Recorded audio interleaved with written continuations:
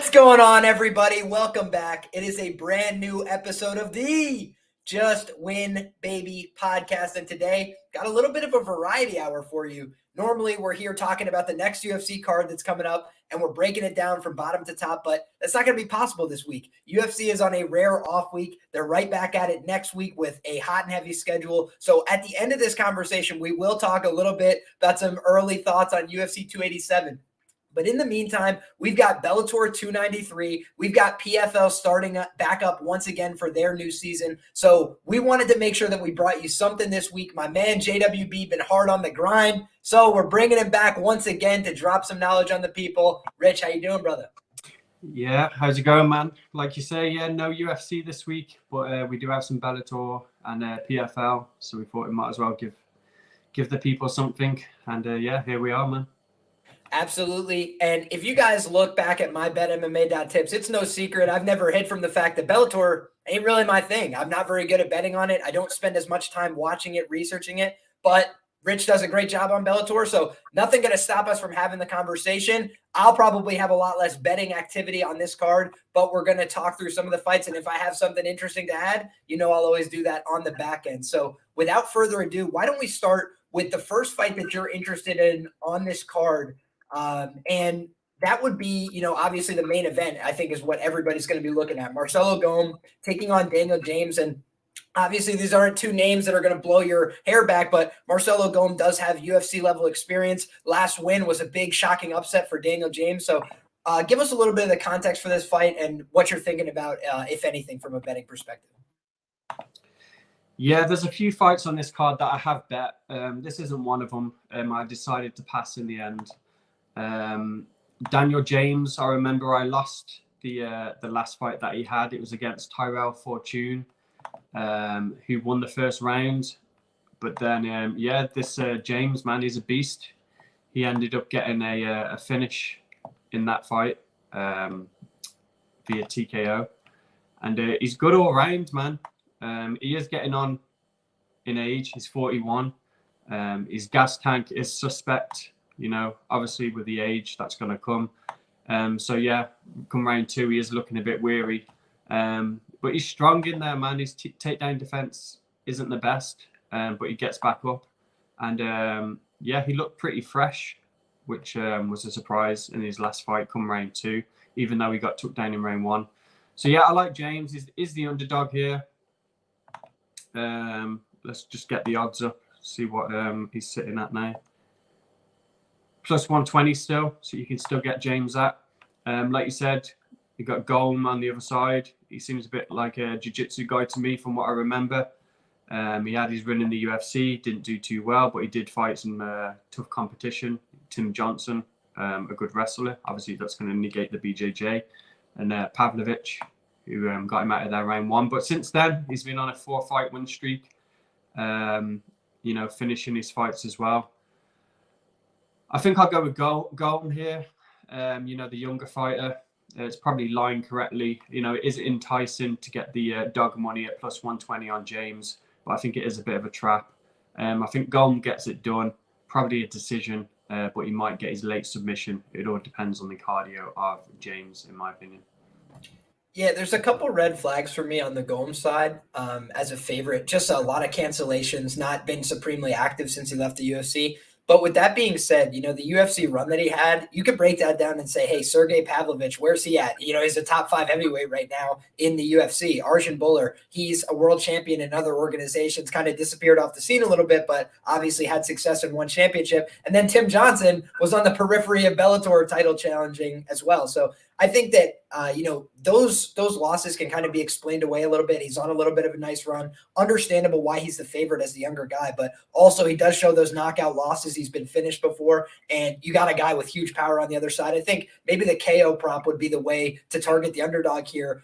You look at the Tapology votes. Basically, anybody who thinks he's going to win thinks he's going to do it by knockout because that's what he tends to do. He's a very explosive fighter. You mentioned it in his last fight, able to get the job done with elbows there. Brutal guy. And he's got a huge reach advantage as well in this fight. So I think if he has his way, the fight's on the feet. He's doing a lot of damage, and he probably gets Golm out of there. But conversely, I think that Golm, if he's able to get on top, he's able to get his positions, probably going to be able to find a submission. When you've got a guy that's just got a ground advantage, plus the youth, when you're 41 years of age and you're doing something you're less comfortable with, like grappling, the chances of your gas tank starting to wane in that kind of fight are a lot higher. So I think that will be interesting here. We saw Golm in his last fight get that third round finish. So will be interesting to see how this main event turns out, but certainly not two guys that you'd be thinking of as like main eventers. It's not a huge Bellator card. It's them kind of easing their way back into this year, I would say, for quarter number 2 here. So we can move along to the co-main event of the evening. We've got Kat Zingano taking on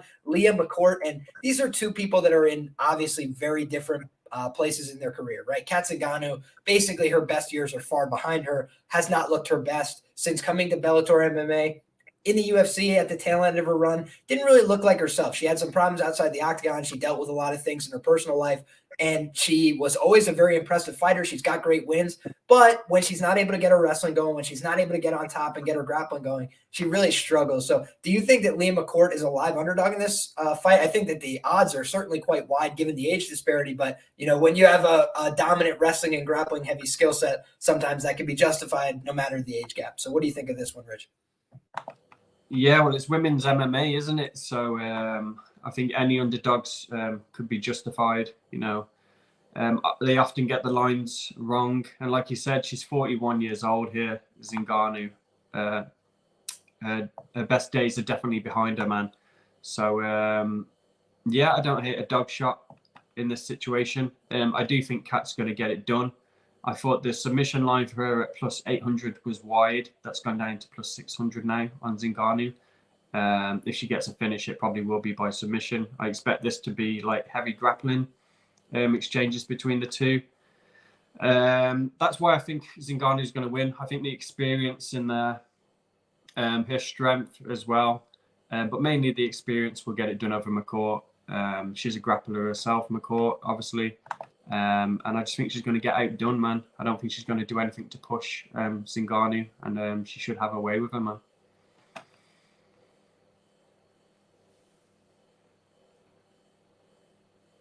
Sorry, a little bit of lagginess because I got the odds pulled up from Best Fight Odds, and it causes my computer diseases. So sorry about that, guys. I was trying to click back over. But all things considered here, I would probably just avoid this fight. I think that the submission prop is the way to go if you're on the Zingano side. You can't be laying minus 300 on 41-year-old women. I don't personally believe in that as a betting strategy. And on the other side, the 10-year age gap, there's just not really much more for me to dig into there. Like Rich mentioned, somebody that already wants to grapple against somebody who's a little bit better at grappling, probably going to have a slight edge in the strength category despite the age gap. It kind of just becomes a little bit of a wash for me, and I don't want to invest in a heavy chalk price on somebody like Kat Zingano at this point in her career. So easy fight for me to move on from. A couple interesting fights here to round out the main card. We've got Jeffery. He's been in, proximity to the Contender Series and a couple big fights. Got a win over Austin Vanderford his last time out, taking on John Salter. And he's beaten UFC level fighters before. Salter's a grimy vet, maybe not as marketable, but I think that this is a fun fight, well-matched fight. Who do you like in this one? The Canadian Jeffery, or you like the American John Salter? Yeah, I like Jeffery to get it done. Not really a big opinion on this fight, but I see Salter as he wants to get the wrestling going. He wants to play the ground game, and that's all Jeffery's done in his last couple of fights. It seems everybody wants to take him down, so I think he's well adverse in his takedown defense. Working off the cage, and he does it very well. He's got a win streak behind him now. He's won his last 3, his last 2 by finish, so he's on the up. And I think he's a decent all-round fighter. Jeffery, good cardio, and I just think on the other side in Salter, you got someone who's on the tail end, 38 years old now, and I'm just gonna have to take Jeffery, and I don't mind the KO prop for the later rounds also. I think maybe you could get him out of there. Yeah, I tend to agree on this one, actually, because, Aaron Jeffery, I don't know that he gets the love and credit he deserves, because for a long time, he was a little bit boring. He does a good job digging underhooks, muscling people into the fence, and that's not a style that people really get behind. It wasn't a style that the UFC was really willing to pay him for either, but overall, I think he's getting more experience, getting a little bit more comfortability at space. His last fight, he looked very violent, looked very dangerous, was able to get the finish.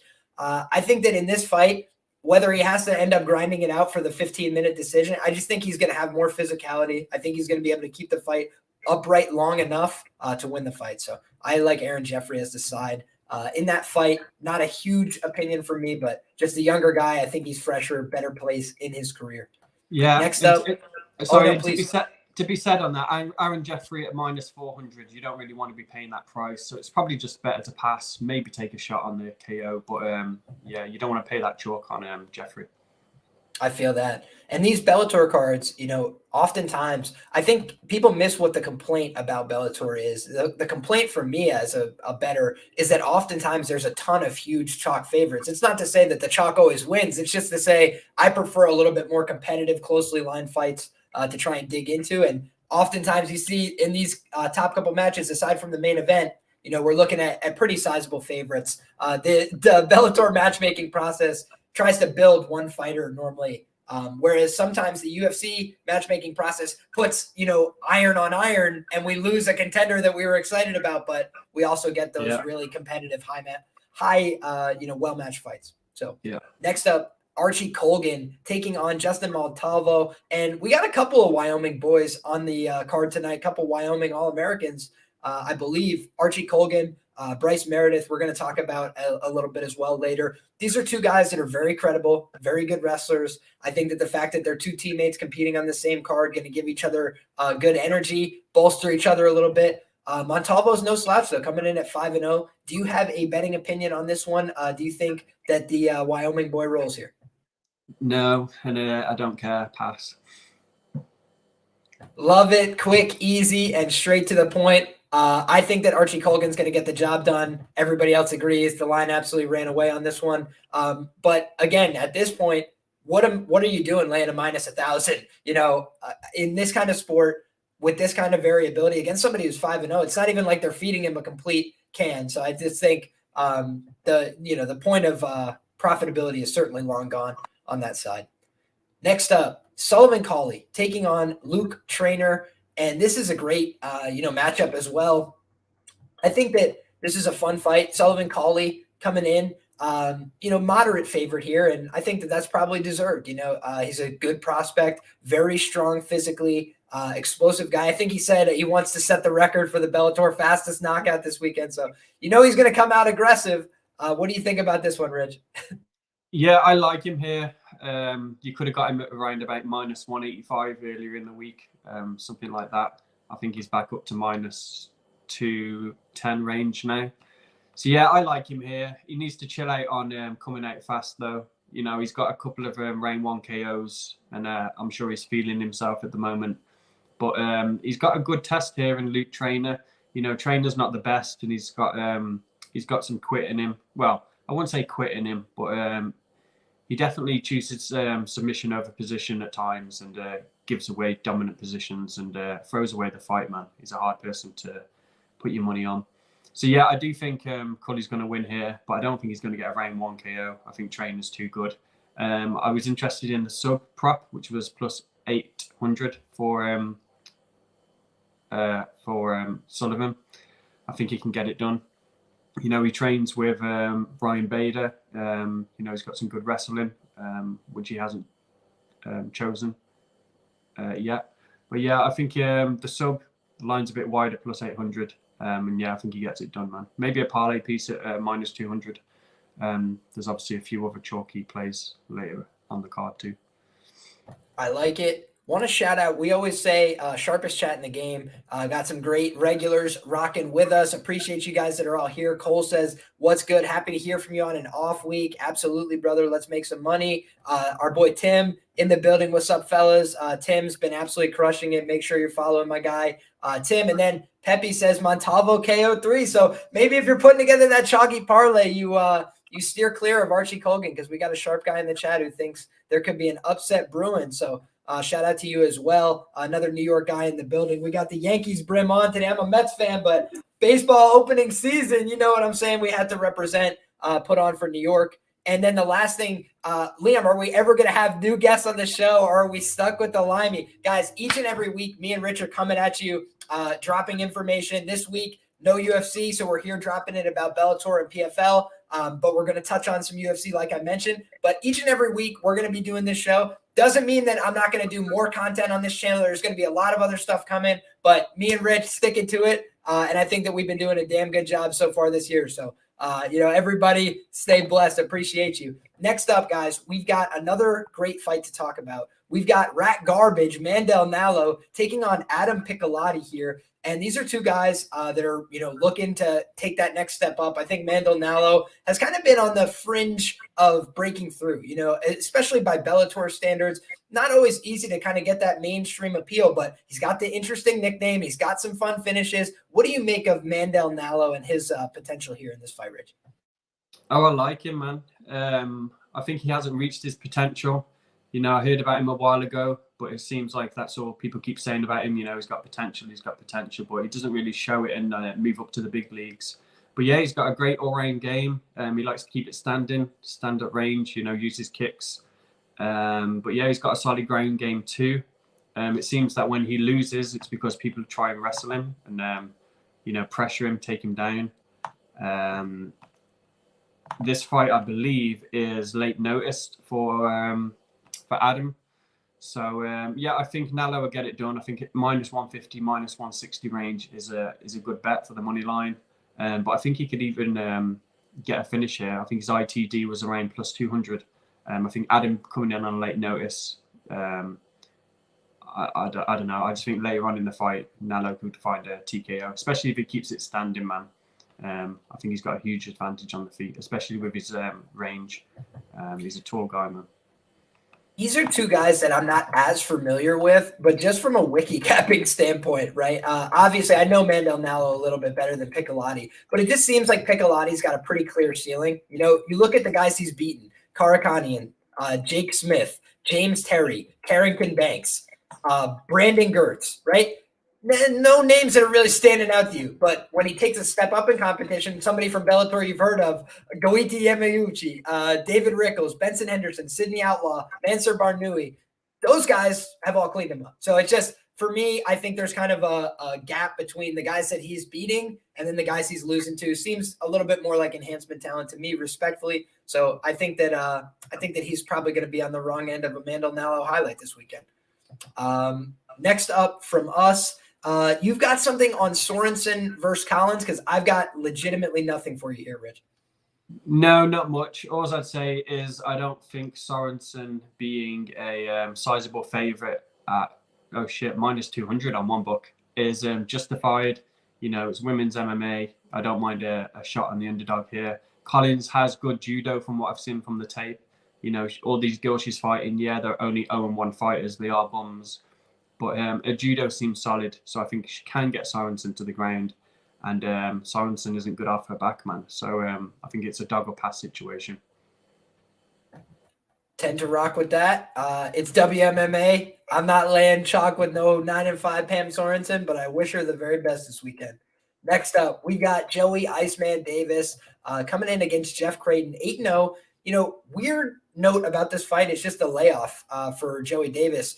Very impressive record. Everything about him looks very good. Just hasn't been active lately. I haven't heard any interviews, so I would kind of like to familiarize myself with why before I parted ways with my money, certainly. But I think that Joey Davis, just talent for talent, skill for skill, is an excellent fighter. I think he's a very dangerous guy, and I think he's a natural athlete. If he had wanted to go Division I, that would have been no problem for him.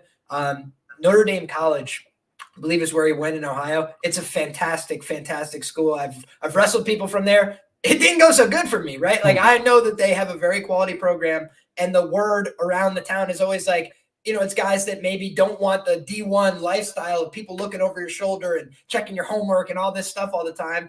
Maybe they want a little bit more of a lax environment, but either way, he's a He's at one of the best programs in the country, D2, and he overproduced, right? He's like one of the best guys that they've ever seen in the history of college wrestling, period, any division. So Joey Davis, extremely talented guy. World is his oyster. Do you think that the layoff is enough to stay off him here, Rich, or do you think he gets the job done? I can't lie. I got no idea who he is or his opponent. I was just Tapology looking there to see what they're about. And what was the reason you said for the layoff for Joey Davis? I'm saying I have to listen to an interview because I'm actually not sure why he's been off so long. I don't think it was like a major injury, but also, somebody takes a layoff like this, you'd have to ask. Yeah, crazy price as well, minus 1,600. Just a pass from me. I'm not interested in that one. I'm not interested in the next like 2 or 3, to be honest. I think the next one I've got is Hammel versus Browne. So if you've got anything to say on the next couple, I'll leave it to you, man.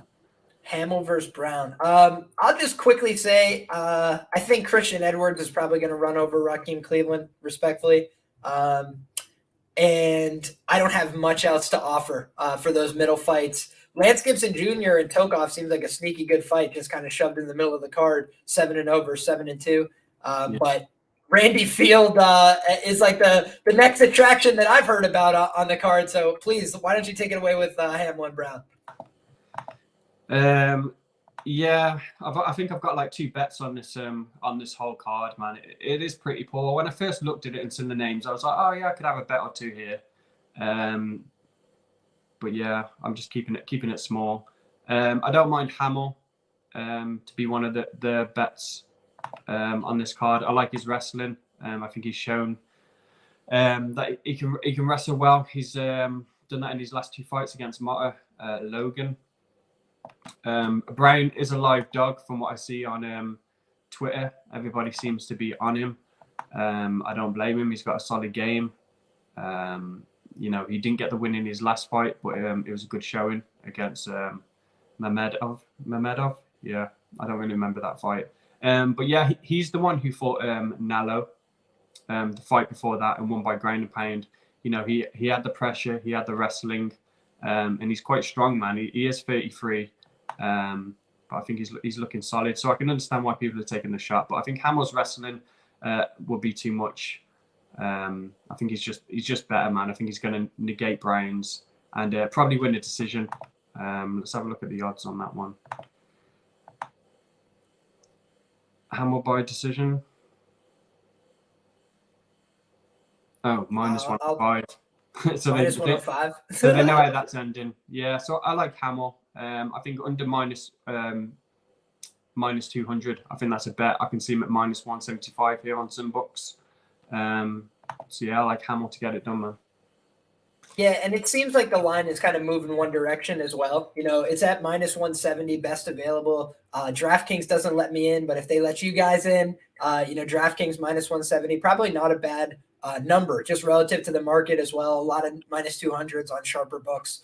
It looks like only 5 dimes is at that minus 170 range with them. So, could be a decent opportunity there, especially if you're looking for that chalk lay. But for me, probably a fight I will stay away from in the end. Next up, we've got Randy Field taking on Ashley Cummins here. And Ashley Cummins is 7-6 as a professional, right? So I don't think they brought her in here to be a future star. Randy Field, they want to set her up. They want to set her up for success. I saw the moment that she had at the press conference showing her ass and doing whatever. She's just somebody that's, an obvious entertainer. She knows what she's there to do, which is to try and keep people's attention. So I think that Randy Field is probably being set up for an easy win here. Rich, am I wrong? No, I like that look, man. She's underdog 2. You can get her at plus 130. I think it's definitely dog or pass. She does everything well for women's MMA, I guess, at this low level. And I think she can hold Cummins down, avoid the submissions, and win a decision, man. So yeah, I don't hate it. Yeah, I mean, it's funny to me. I guess it's because of the experience gap, right? But one person's found a way to lose 6 fights. I mean, I got to take that under advisement before I bet them as a favorite every time. So yeah, 7-6 at a 65% indication. What could go wrong? I don't know, but I won't be there to find out. I'll tell you guys, it's a dog or pass for me. And I'm surprised, truthfully, to see that she's the underdog. I think we could probably close it out here with a brief conversation about Bryce Meredith and Brandon Carrillo. And I can offer here that Bryce Meredith is one of my favorite college wrestlers ever. A guy that basically came to college, wasn't even getting the starting job at NC State. And so he was like, man, I got to go to a smaller program and find my way into a lineup so I can get better at wrestling. And he did, right? He went back to University of Wyoming and he became a multiple-time All-American, competed with national champions. I believe he beat Seth Gross in the match of the year when Seth Gross, a national champion, bumped up to wrestle him, got the one takedown in that match. So Bryce Meredith, man, very, very skilled competitor. He's good at winning. That being said, the takeaways I've had from his MMA performances so far, and you're always more critical of guys that you like because you don't want them to get hurt. You don't want them to get, stop things like that. I just think he's a little too willing to engage on the feet at times, a little bit. He probably needs to do that to get the experience, but he just doesn't look very comfortable yet on the feet. I think that's something that's going to come along with time, with a little more experience. This is his fourth professional fight. His opponent is only having his second professional fight. So he's got a little bit of the experience going his way. He's got a ton of college wrestling matches and high school wrestling matches behind him. I think Bryce is going to get the job done here. But again, at that minus 1,000 tag, when you're dealing with somebody that has left that chin out in the air just a little bit, something I would be just ever so slightly worried about, but I think Bryce gets it done. I think he's going to get a submission finish here, just because I think he's been working on being more intentional on the ground about looking for finishes. He's got good control, and he's got very good rides from the top position. So I think the more experience he gets working with high-level grapplers, he's going to be able to find some finishes coming out of the MMA lab in Arizona. So very talented gym, a lot of good fighters, and I think that we're going to see a better product from Bryce each time out. So shout out to Bryce Meredith, Wyoming Wrestling. The world needs more cowboys, baby. Rich, do you have anything to add? No, just that when I sim the fight to bet on it, I eyed up the submission as well. It was plus 200, so I don't mind that look. I just seen that Willis versus the Russian has been cancelled, and that was a half decent fight. I know, brutal, man. Yeah, I can't believe they turned that one off. That was maybe the best fight on the prelims, but yeah, unfortunately, is what it is. But yeah, that's pretty much it for the card, I think. Yeah. All right, then we are on to PFL. I'll close out this Tapology. On to the next one. Shout out Hannah for making it to a live. We appreciate you very much. Shout out Dan as well for the constant support, my brother. Appreciate you. Rips. No, we're about to go over PFL right now. So you came in the perfect time. And without further ado, why don't we start at the bottom of this card? I will say Impa Kasanganay is going to be in the curtain jerker at 205 pounds. What do we make of this, Rich? Well, yeah, he fought that weight in his last fight against the guy, Osama. He KO'd him in round 1. I bet on the submission. Obviously, I got burnt on Impa. But yeah, Impa's found a new weight class, man. He's a 205er now. I didn't really like the look of it. When I was eyeing up the last fight, I moved to 205. I just assumed that meant, he was taking it on late notice. He was, coming off the couch a little bit, hence the 205. But it looks like he's sticking with it. I'm not sure it's the best thing to be doing if he can comfortably make 185, which he's proven he can with his UFC fights. So yeah, he needs to be careful here against Hendricks. I'm a bit sad that I missed the opening. I think it was like plus 180 you could have got on Hendricks. He's sitting at plus 120 now. It's a big line movement on him. I like him, man. I think he's dangerous. I'm still taking the fight. I'm going to bet him in the distance, Hendricks. He's shown he can win by KO, submission. He's pretty durable, only been KO'd once. And I'm just not a fan of Impa or his skill set, man. Yeah, he's athletic. He's pretty good all round, I guess. But he does nothing to stand out. And I think he's there for the taking, man. You know how people always talk about like memorable betting losses? Like, the one that really stood out to you over time, the one that stuck with you. Yeah. I had a 5-unit play on Impa Kasanganay the night that he fought Joaquin Buckley, because I was like, this guy Buckley is a fraud. I was like, Buckley stinks.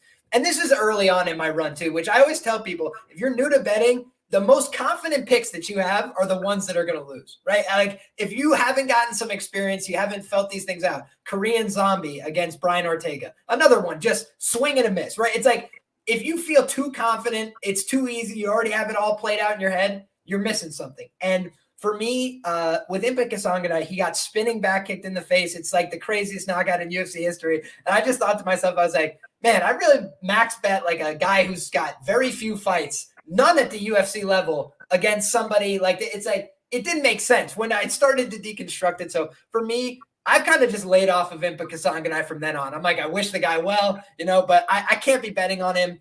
Especially because he still gets some love. He still gets a decent amount of respect. He's a former UFC fighter. He's got some good wins. But the way that he's gotten finished, the way that he kind of freezes up in his fights, and by the way, the problem for that Buckley fight wasn't that he got caught. People get caught all the time. He was getting beat up by Buckley, right? And the writing was on the wall a little bit. The fact that it was as brutal as it was unfortunate. But I thought that Impa didn't show that he had like a second gear that he could take it to. He's a little bit flat-footed, especially for a guy who's explosive and strong. He just doesn't always move quickly. He does not always react quickly when things happen to him. So I think those are a couple problems, and I would be steering clear of Impa until we see, a little bit more of a sample size. Maybe 205 is the weight class for him. Maybe the cut to 185 was, making him a little bit slower in his reactions and things like that. Till I see it, I'm a little bit more skeptical. So gonna keep an eye, but nothing too heavy for me there.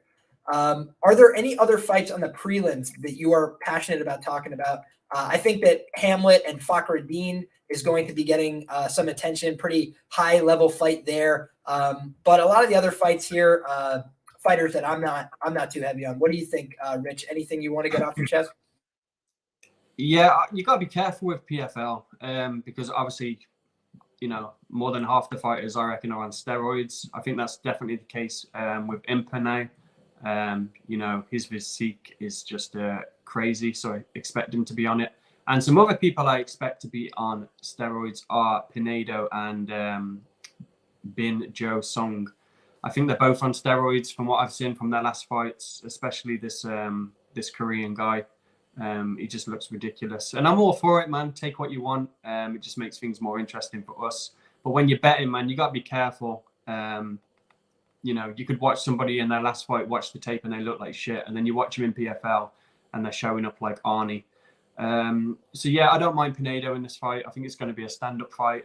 I think he's got the better stand-up. I'm not convinced with Sung or his level of competition. So I like Pinedo in that one. Pass on the Torres fight. I like Josh Silveria to submit. Yeah, that's Conan Silveira from ATT, I believe. His son, I want to say. Yeah, just looking at him now. I see that Kai's moving weight, man. He's coming down to 205. That's and the wiki cap is 8-6 is not very good. Yeah, that's surprising, him coming down in weight. He doesn't look like the most disciplined of guys, man, to be cutting down to 205. I can see he hasn't done that for a long time in his career either. So, yeah, we'll see how that works out, man. Let's see if this guy makes weight. But, yeah, I think he likely gets subbed in this fight. I think it's around about plus 130, which isn't great for a prop. But I think, yeah, that likely happens. It seems to be Josh's method of victory, and I think he gets it late. Especially now I've seen that there's this weight cut going on for Sam. I don't think that's going to bode well for him at all, especially in the later rounds if he doesn't get an early finish. That makes sense to me. And next up, man, we've got Martin Hamlet taking on Mohamed Fakhreddin. And I was wondering, why does the name Fakhreddin sound so familiar to me? And I started looking back, and I taped him versus Azamat Murzakanov back in the day. And, the one thing that stands out about him is just he doesn't have a very good chin for the division. I think that's his main concern. Mostly lost to pretty credible opposition, but just, all by the same method. He could just get caught, he could get clipped, he could get hurt. Hamlet's a pretty strong guy. He's had a lot of success in PFL, so I would gut lean towards the Hamlet side. What do you think here, Rich? Yeah, going back to my earlier statement about steroids, that's Hamlet for you in a nutshell, man. The guy's huge. He's a wrestler. He's going to look for his takedowns. He's probably going to get it. I think the 38-year-old's probably going to get finished. But Hamlet is dodgy on the feet, man. He can get caught. And I've seen Mohamed, man. He has got power in his hands. So he could get his KO. But yeah, Hamlet, I'm with you. I think he most likely gets maybe a submission, head and arm, choke or something, second round. And it seems like the line has just flown out, on this fight where it opened a lot closer. And now Hammel looks like he's been taking the majority of the money here. So people are agreeing with us. But, when I was looking on Tapology, it said that Fakhreddin was the favorite. So that was making me think, maybe there's some value on Hamlet. I would not be laying the chalk price on Hamlet personally, just because it's the division we're in, right? We're talking about 205 light heavyweight. They all stink, to a degree, and they're just going to do things that make no sense and crash into each other. So I like the props as well here. I figure either guy you're taking, you might as well take the ITD. Beats taking the money line. I think either one's going to finish. I don't think it goes to decision at all. Yeah, two guys prone to be finished in their losses and capable of finishing in their wins. That's a recipe for an ITD. I like that. Next up, man, we've got a really interesting fight here. In my humble opinion, Chris Wade, talented grappler, but we've also seen guys can out wrestle him, out grapple him, put him into the floor, and eventually break his will. But he's gotten better at dealing with grappling pressure over the course of his career. And he's got Bubba Jenkins on the other side here. Bubba J, very good wrestler. His MMA career never really kind of reached the pinnacle I thought it might. Early on, he came in with a lot of plaudits. And he's still a talented guy, but just his striking on the feet has always left a little bit to be desired. I think his cardio and his pacing is not great, which has been a problem for some wrestlers we've seen transition over to MMA. It's a lot different to sprint for 7 minutes than it is to just be within yourself for 25. I think it's in part why we see some jiu-jitsu athletes, translate over to MMA because they have more patience. Whereas wrestlers, if they don't get it done in the first 7 minutes, sometimes they're like, man, what am I still doing out here? So for me, this is a fascinating fight. I think that Chris Wade is probably the more talented guy on the feet. I think his cardio is going to hold up better. And I think that he's a little bit more fresh, but it's hard to say, man. This is a close fight. I think it should be very competitive. What do you think, Rich? Yeah, I can imagine Bubba's going to be a popular underdog this week. I just worry about him losing in the final last season, man. He had them 3 fights in close contention. He only fought like 4 months ago. You got to wonder where his head's at, man. Losing that £1 million in getting jabbed up for 4 rounds and leg kick to fuck.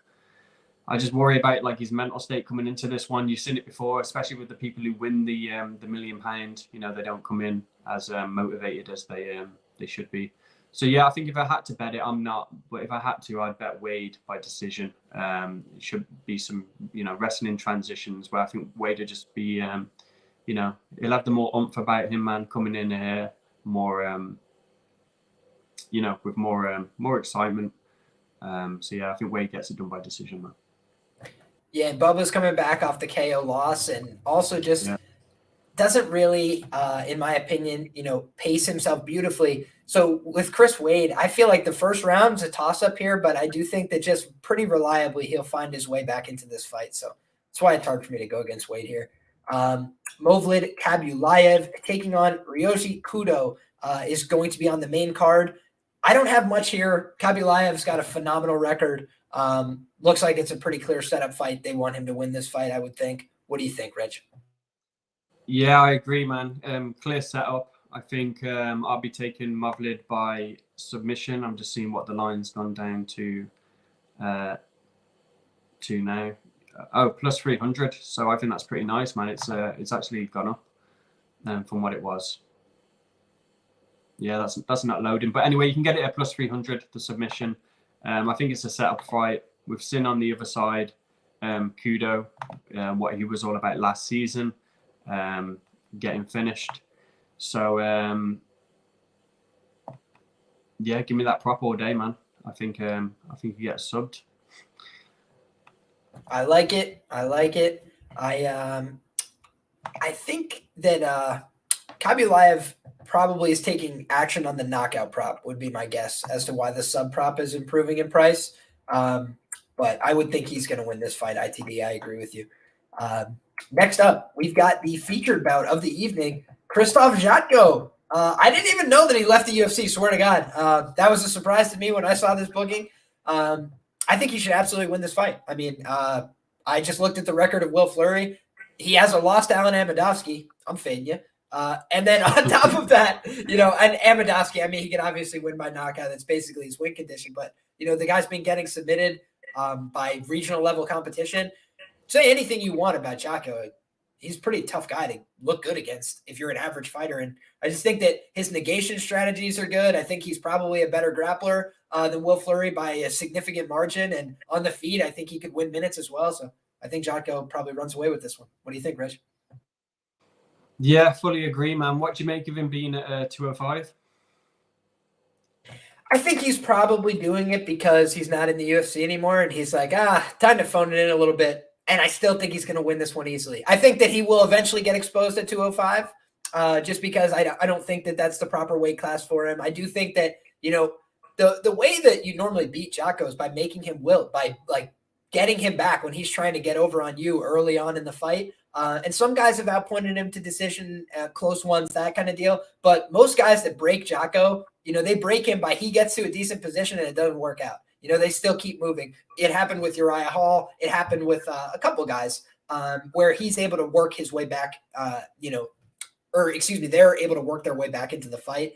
And he kind of, folds up shop. I think that at light heavyweight, it's probably less frequent that you'll find guys like that. But when he comes across a big athlete that doesn't go away early, that he gets a good position on, I think he's going to quit. I don't think his motivation's the same for this. But, $1 million to make a man do special things. So, especially on all the roids, I'm sure Jocko is going to come in, doing all the right things for his career. So I'll be curious to see what he looks like at face-offs. But, barring him showing up with a beer gut or something, I think Jocko is going to roll pretty easily. Yeah, this is probably my favorite prop of the card, man. I like Jocko to get it done by KO. It's plus 550. I think he definitely can negate these takedowns, which is what I see Will primarily as a takedown guy. He wants to grind on you. And I think he's not going to get that here. We've seen it before with Jocko in the UFC. The talent that he's faced and the amount of camps he's had to have where, wrestling defense has been like a priority because people look to take him down because he's good at range, good with his kicks. I think he's used to that, man. And I think his takedown defense is going to be on point, which will leave Will at range getting kicked, man. And I think he'll wilt. And I like the round 2 and 3 KO props for Jocko too, man. I really like that prop. Big number, man, 550. Yeah. I have to say, though, the one thing that would concern me there is just the Jocko sub, because I do think that he's the better ground player. When I look back at his record, like these are guys that he's beat. Gerald Mearshart, elite black belt, like very, very good black belt, a talented submission grappler for MMA purposes. Misha Sorkinov, that's the only thing he does good at this point is grapple, and had a very hard time. Eric Anders, he's out there winning local grappling competitions. Go check his Instagram if you don't believe me. And then he has the wins over Alan Amidowski, common opponent, Marc-Andre Barrio, a guy who really doesn't do anything all that exceptional. Brad Tavares is like the best anti-wrestler at 185.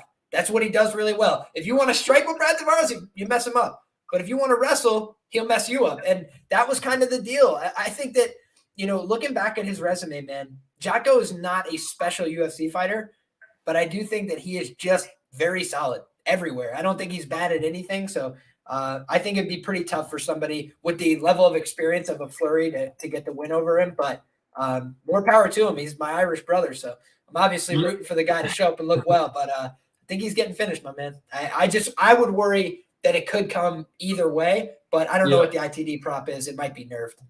Well, that's what's annoying. The KO is 550 and the ITD is 250, so it's a big jump, man. Yeah, it's not cool. But yeah, he definitely gets it done. And Jocko's got his problems, man. We've seen that in the UFC, but Fleury isn't the one to exploit that, in my opinion.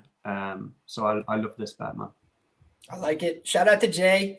Different opinion says, I might take a shot at Fleury. I think he's improved since the Amidowski fight. He's the bigger man. Jocko a bit overrated, in my opinion. No hate there, because what I'll say is I do think thematically former UFC fighters are probably just slightly overvalued everywhere when they go to these other organizations. Not every time, but more often than not, just because they're more known commodities. The bookmaker's not stupid, right? They know who is going to attract more bets, and they book it accordingly. So those are a couple things to be wary of just overall. But I do think that this is the kind of fight where Jotko will win. But we could talk about a fight where I think another UFC cast-off is not going to win. And that's Thiago Santos, right? In the co-main event of the evening, he is coming back to take on Rob Wilkinson.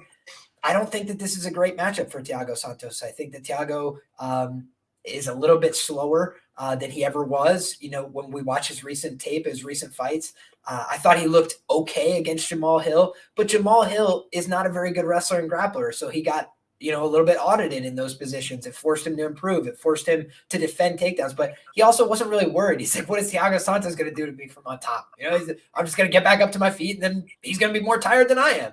I feel like when you look at this kind of fight, Rob Wilkinson, I expect him to have good enough cardio to go in this fight. So I basically think that Thiago Santos needs to knock him out or keep him at distance for the whole fight. I don't think that he's keeping him at distance for the whole fight. So I think he needs to knock him out to win the fight. I think that's probably going to be, you know, what, a 25% chance, maybe, you know, I'm trying to be reasonable, maybe a 30% chance. The guy hasn't really knocked people out lately, right? He hasn't looked super dangerous lately. His best performance of late was against John Jones before he blew out his knees, right? And then subsequently, well, on the adrenaline of 2 knees being blown out, he fought through it. He fought tough. He looked great there. He's never looked the same. I don't think so. I thought that he was an easy fade spot in most of his fights. Only Johnny Walker not engaging him for the full 25 minutes was able to get him a win in the UFC lately. So I just think that Rob Wilkinson, pretty reliable to come forward, try and grab a hold of somebody. I don't think Thiago Santos wants that kind of fight. I think he's liable to quit in that kind of fight.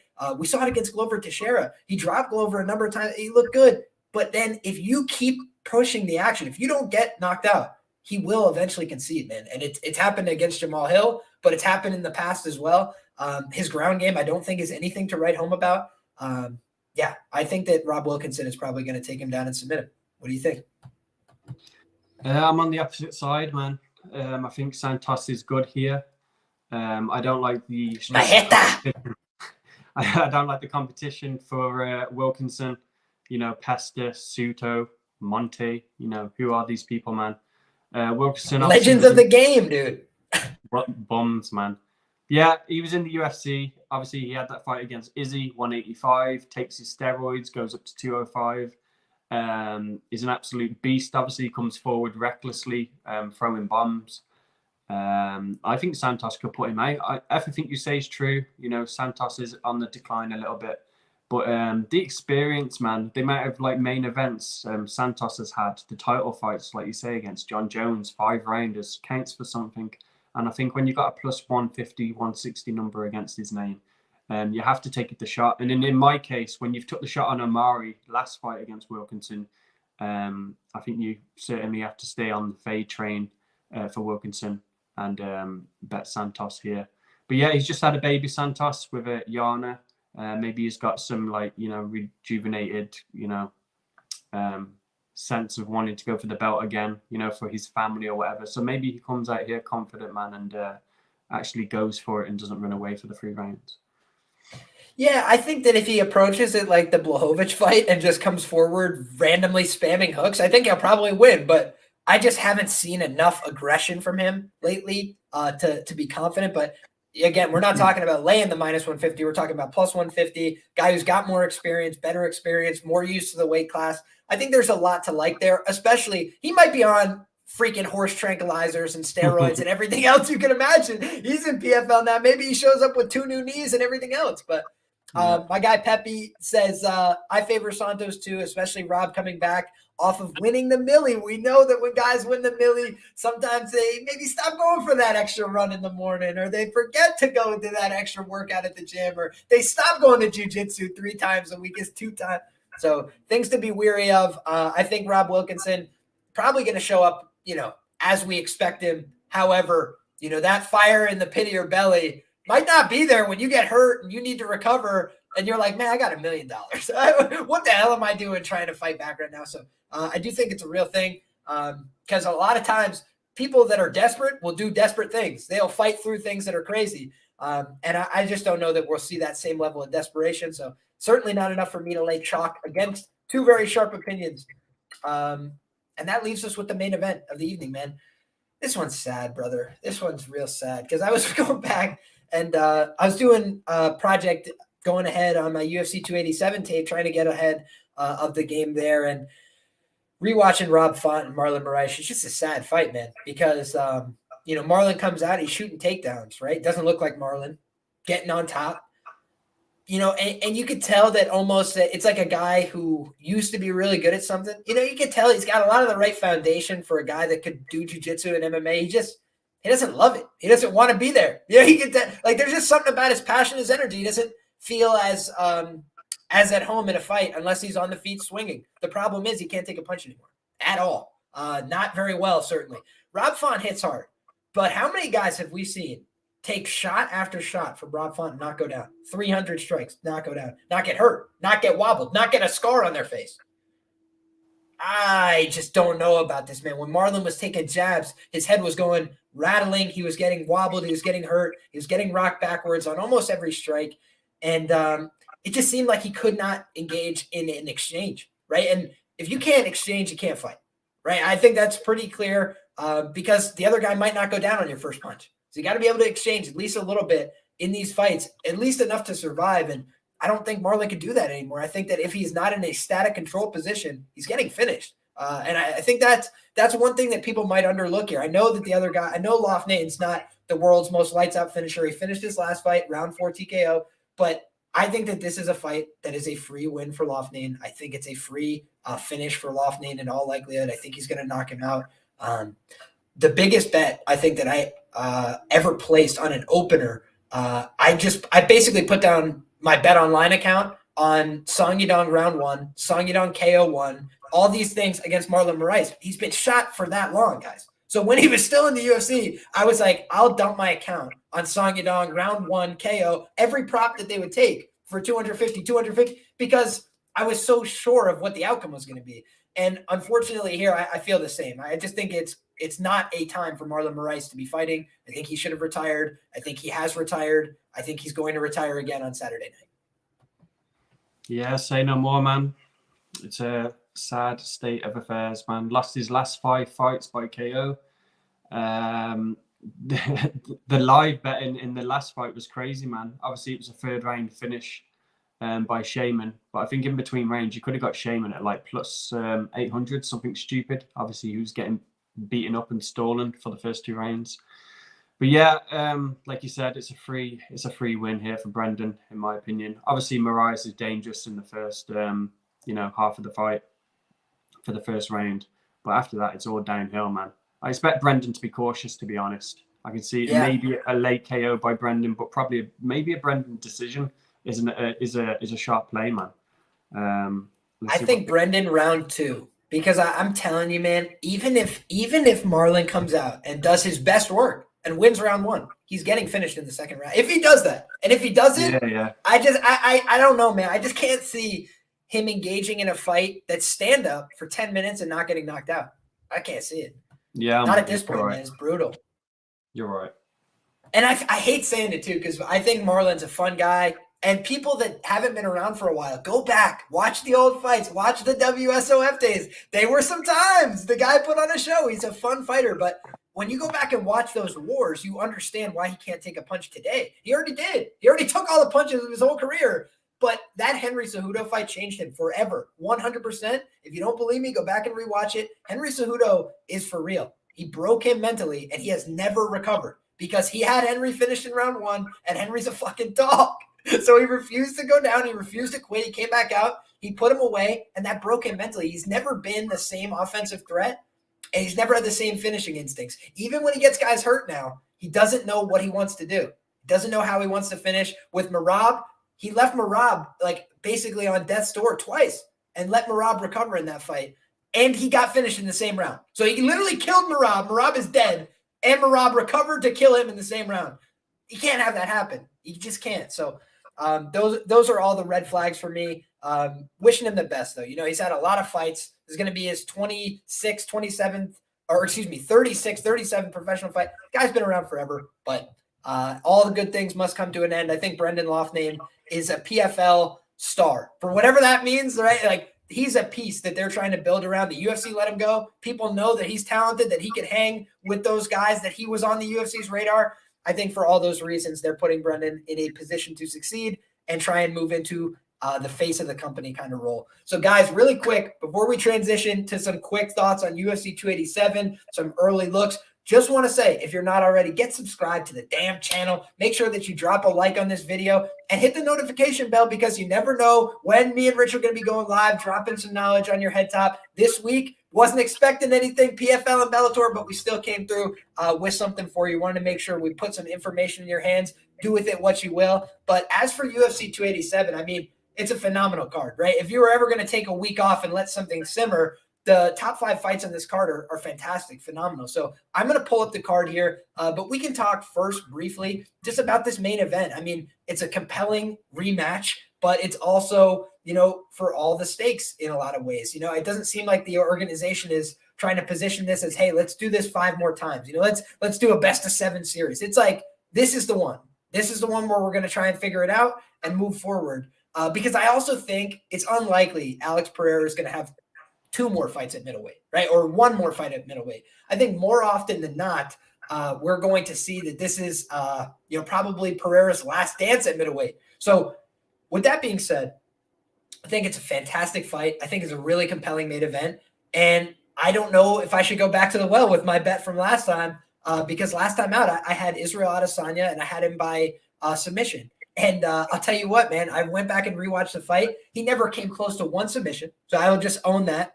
But what I did think was the 6 minutes of control time was meaningful, right? And I thought that Alex slowed down in those wrestling and grappling portions. He does a good job of getting a second wind. He does a good job recovering, but you can see he goes through peaks and valleys in his energy systems. And there were times in that fight where he looked exhausted, but for the most part, he does a good job recovering between rounds. You give that guy 1 minute, he comes back out looking fresh. So I thought that, you know, it was a fantastic fight. It was really compelling. First round, Israel clearly wins. Second round, Pereira gets the nod. Third round, Izzy comes back out and responds well. Fourth round to back and forth round, I think I would give it to Izzy. And then round 5, you know, he basically got walked down for that whole round. He got dropped, I think, in round 4, going for the leg kick. I thought that leg kicks were the factor that people maybe didn't talk about enough coming out of that fight, where Izzy basically just got chopped down at the leg, man. And a lot of his bailout strategy when he can't land strikes on the feet is to throw kicks, right? He likes to just target the legs pretty consistently.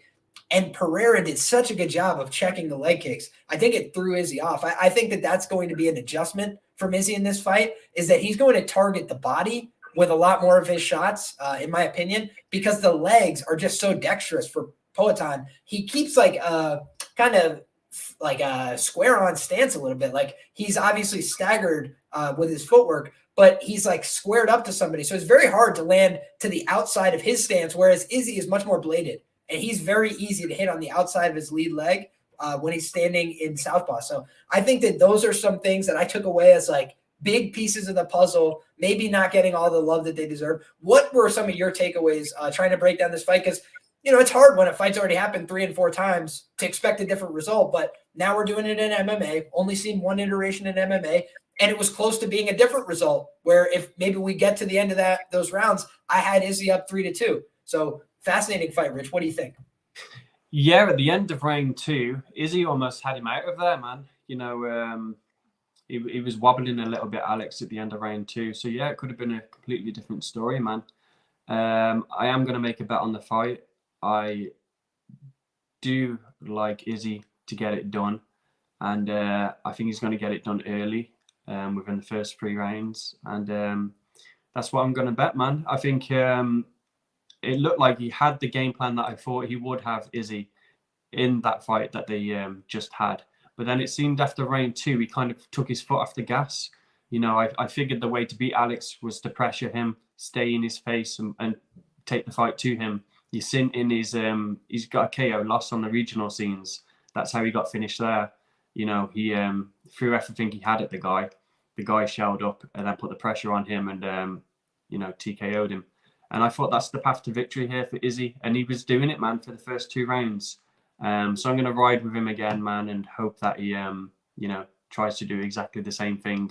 But, you know, keeps a consistent pace in the fight and doesn't let up, man, because I really think he can get Alex out of there.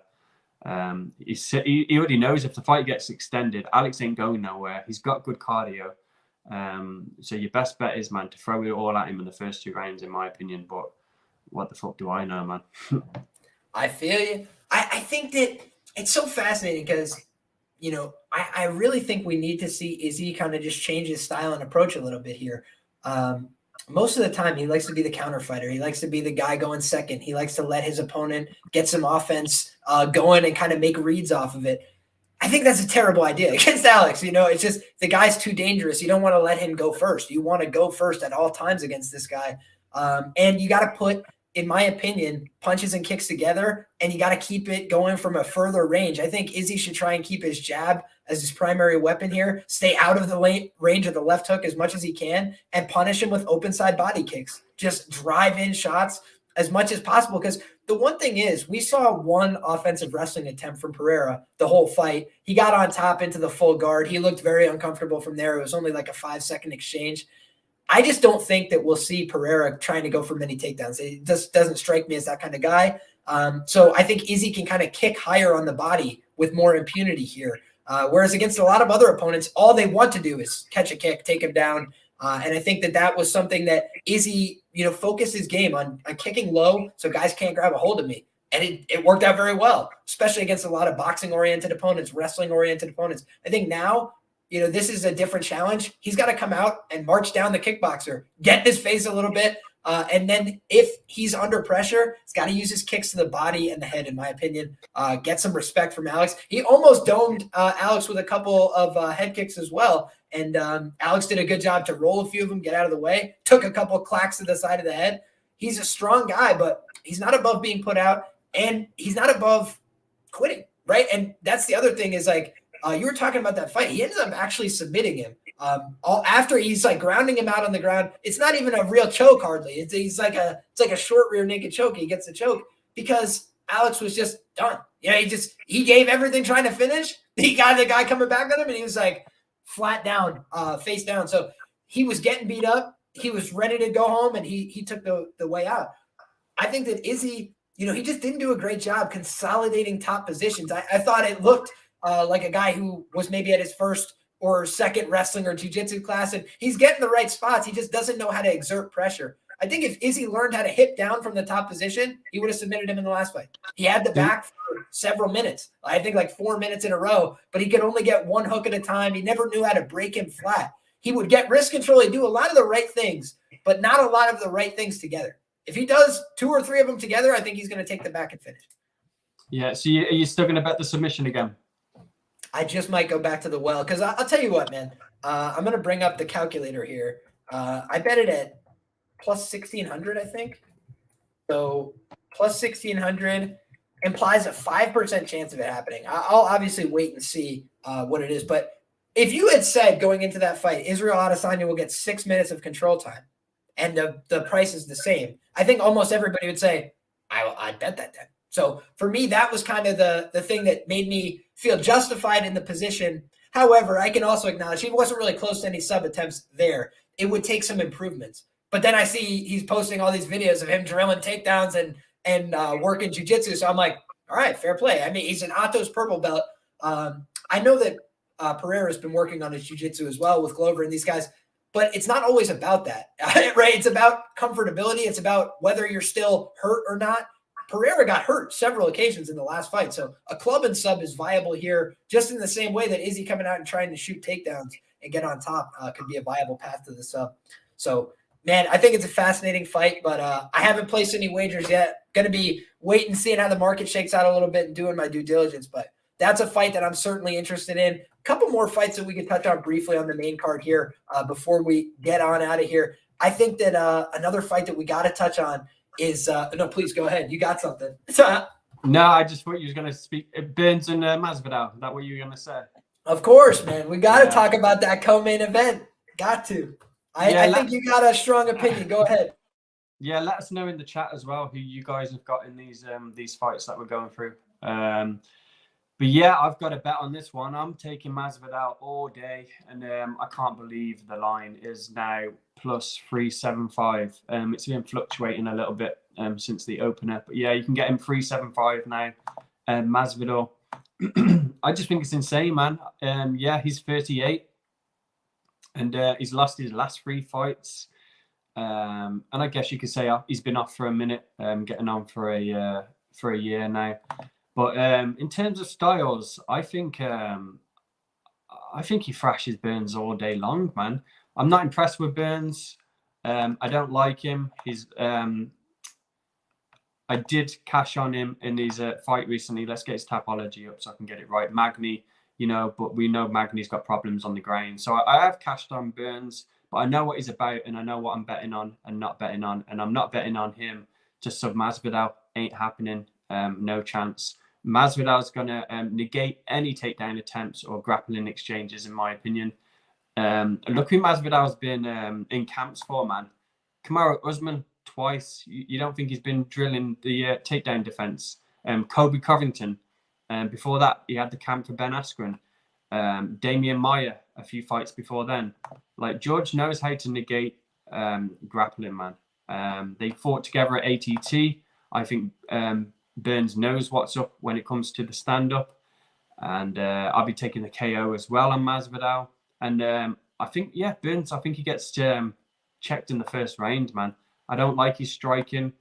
The UFC were trying to feed him not too long ago to Chimaev in that fight, so Chimaev could get a ranked opponent and make him more legit. I think he's very expendable, Burns. I think Masvidal is going to beat Burns. I think Covington will probably fight Leon next and lose, and then we get Leon versus Masvidal, which, in my opinion, you have to make that fight if you're the UFC, just because of the history, the promos you can make, the bad blood, the pay-per-views, etc. So yeah, Masvidal, KO, and I love it, man. Gonna hammer that bet. I understand where you're coming from, man. And listen, in the last fight, I was pretty damn sure that Gilbert Burns was going to submit Neil Magny. If anything I knew was true about fighting, because when you have a guy who's a shark on the ground, and that's what Gilbert is, at his best, he's a shark on the ground.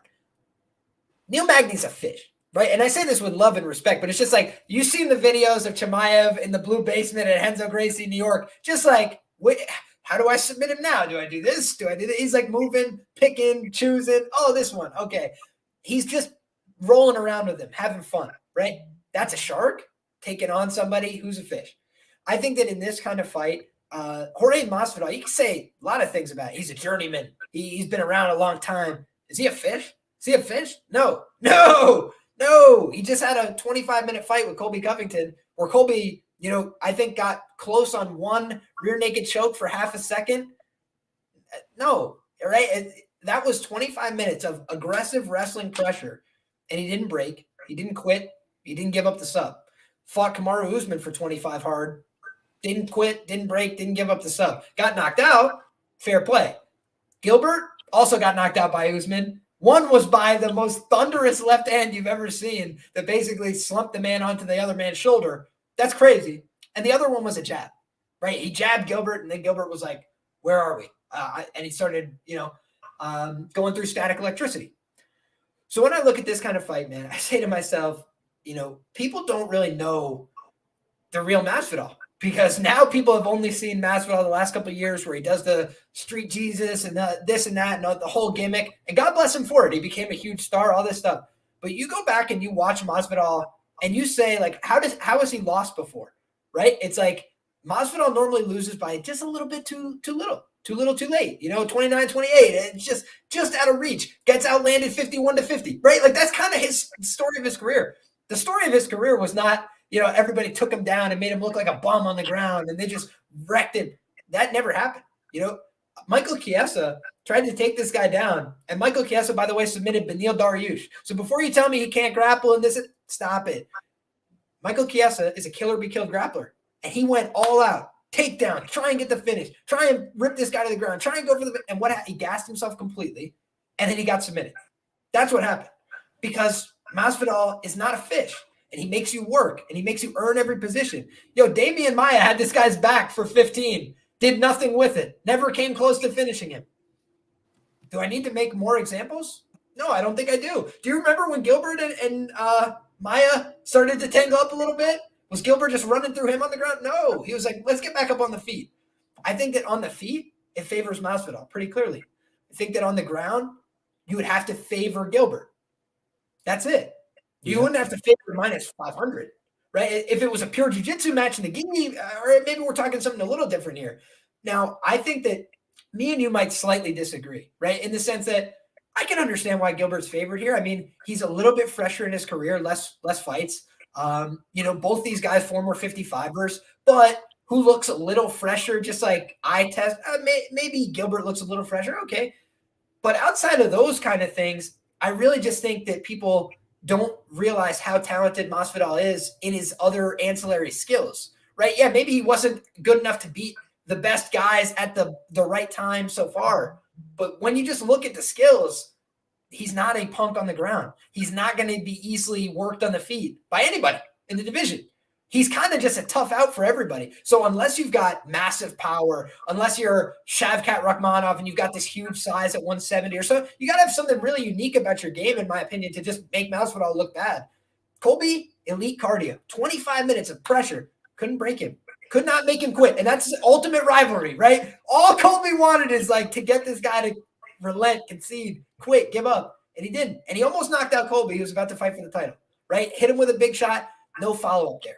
Not enough aggression and emphasis from Masvidal. That's a problem. So in this fight, I think that he is a live underdog. That's what I think. I believe that Gilbert Burns is a talented guy. I think he could win the fight, but I think people are fooling themselves to think that this is like the Neil Magny fight. This is the opposite of the Neil Magny fight. Neil Magny is like the guy I hammer the sub prop on, and Masvidal is the opposite. You can't really predict this guy's going to go out there and get subbed. It doesn't happen.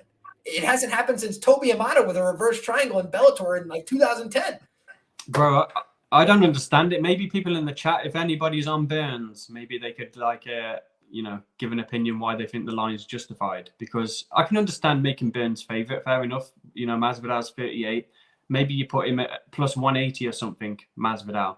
But 375, bro, almost plus 400. This is just stupid. It's just very just unjustifiable to me. And you have to take it, in my opinion. I love it. And then the last fight for me, because this is the fight that I've been going the deepest on so far of all of them. Font and Yanez. Fascinating fight, man. Beautiful fight on paper. Sometimes I give the matchmakers grief. And I think that it's deserved. But in this case, man, I got to just say, I think they've done a fantastic job here. Adrian Yanez, if you had to say like what he does or what he's struggled with so far in the UFC, it's been dealing with pressure early in his fights, and it's been dealing with a jab. A really effective jab on the other side has caused him some problems. You look at the Randy Costa fight. Costa was backing him up, dropping him with the jab, or not dropping him, but basically causing him to retreat, cover up, and be very defensive early on with the jab, with the threat of the high kick behind the jab as well, stepping in very aggressively. And Rob Font, when you just look at what he does well, he's an elite jabber in the division, right? He's a very good boxer. And I think for a guy that started as like a pizza driver, he's like the most remarkable story because he's put together a really valid skill set, in my view. It's just, you could tell he's not a lifelong fighter, right? There's all these little disconnects in his game that he's constantly working to improve. And you see, he's a coachable guy. He's a guy that gets better every fight. And his wins in the UFC are insane, right? He's 9-6 in the organization, or excuse me, 9-5. But then you start looking at the wins and you're like, wow, beat Sergio Pettis, champ in another organization. Wow, he beat Ricky Simone. What is he, the last guy to do that? It's like he has some really, really solid wins. But then you just look at those last two performances, and it's red flag city, my man, because he's outlanding his opponents and losing clearly. He's getting dropped. So he has a 6-5 career ratio of knockdowns for to knockdowns against. And all 5 of the knockdowns against are in his last 2 fights. So he got knocked down 5 times in his last 2 fights. And I know a lot of people that are bullish on betting him this weekend, next weekend. And it's because he's very talented. And he's very skilled. And he's got real wins. But I think that based on what I saw, Rob Font is I think Glenbot actually might have hit the nail on the head. He says Yanez KO round 2. I don't know if it's going to be a KO because I'll tell you what, Rob Font is tough as shit. You have to actually put him out cold or he's not going down. Or you have to put him in a position to make a dumb choice, like shooting into a guillotine, because that's his only submission loss. The guy is extremely tough. but you see he's not wearing damage very well. He does not react well to body shots. He never has. Not against Ricky Simon back in the day, not against DSDA back in the day, not against Pedro Munoz when he got finished with that guillotine. Reacted terribly getting hit to the body there. Yanez hits the body hard, man. He rips to the body. He throws big shots upstairs. He's got very good hooks and combinations. And so oftentimes when guys start getting off with the jab and getting too comfortable and getting too close, he'll hit them with big 2 and 3 punch hooking combinations, uppercuts as well. So both of these guys are fantastic boxers. But I think that the freshness, I think the youth, and I think the durability is ultimately going to sway this to the Adrian Yanez side. I think he probably will be a better live entry, potentially after round 1. But there's a chance this could be a 1-round affair because these guys are both like willing to swing in the pocket. They're both willing to get into a boxing exchange. I just think one guy can take the shots better at this point in his career. I think that's Yanez. So I think the thing that makes it interesting is Font is getting better at his wrestling and grappling. Yanez has been stalled out to a couple split decision greasy losses before. He can be pushed up against the fence. But I just don't see enough of that from Rob Font in his fights. And I think that unless he's able to consistently take down and control Yanez, eventually Yanez is going to do more damage. I think he's going to pull away as a result. Rich, what do you think, man? Fascinating fight in my view. Yeah, I haven't got much to say, really. I will be betting on it. But I like Font, man, and I like him by decision. But I'll get into that more when we do the breakdown next week. Do you have anything else for that card? I love it. I say we cut it here. I say we leave them wanting more. So, guys, if you've enjoyed this conversation, if you want to get more information from me, from Rich, next week, we're going to be doing the same exact thing that you know and love. We're going to be talking about all the UFC fights from the bottom of the card all the way on up to the top. So if you're not already, make sure that you get subscribed to the channel. We do this each and every week, trying to put you in a better position to succeed. Both of us plus EV on the year. I think I'm still at a 15% ROI on 2 reverse sweeps in a row. Who else do you know? And then my man Rich as well. Just an absolutely absurd year, putting up numbers in several organizations. So Rich, please tell the people more about where they can find you and anything else you want to get off your chest. Yeah, get me on Twitter, Just Win Baby. Check out the Patreon, link in the bio. 79 units for the year, killing it, all that good stuff. Before I go though, I just tell you one more thing to get on before we do the breakdown. Cynthia Calvillo, she was at plus 275 and she's now sitting around plus 210. She's probably going to close around about plus 130, I reckon. She's going to be a big bet. I'll tell you next week why. If you can't wait, you can all DM me on Twitter if you want, and I'll chat about it. But yeah, good shit, man. Love it. Absolutely love it. Guys, want to say baseball season, everything's starting off. Want to shout out my guys from the Lab VIP, Loaded Bases.